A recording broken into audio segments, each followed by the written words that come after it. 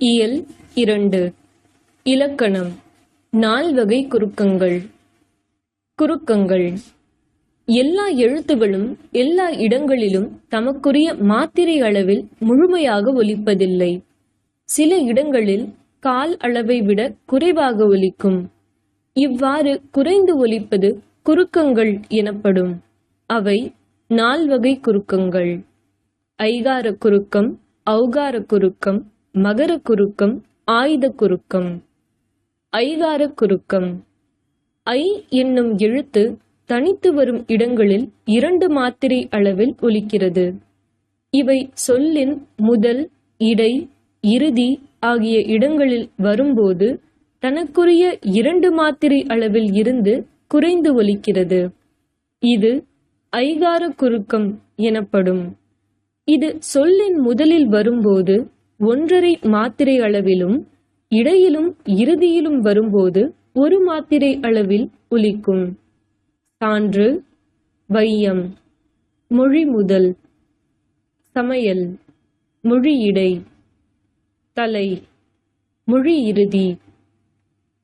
ஔகார குறுக்கம். ஔகார எழுத்து தனித்து வரும் இடங்களில் 2 மாத்திரை அளவில் ஒலிக்கும். ஔவையார், ஔவம். இவ்வாறு சொற்களில் வரும்போது தனக்குரிய 2 மாத்திரை அளவில் இருந்து குறைந்து ஒலிக்கும். இதுவே ஔகார குறுக்கம் எனப்படும். ஔகாரம் மொழிக்கு முதலில் மட்டும் வரும். சான்று: கௌதாரி, வௌவால். மகர குறுக்கம்.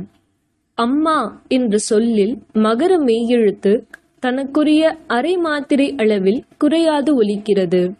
நகர நகர மெய்களின் முன்னும் பகரத்தின் பின்னும் வரும்போது இம் தனக்குரிய அரை மாத்திரை அளவில் இருந்து கால் மாத்திரையாக குறைந்து ஒலிக்கும். இவ்வாறு குறைந்து ஒலிப்பது மகர குறுக்கம் எனப்படும்.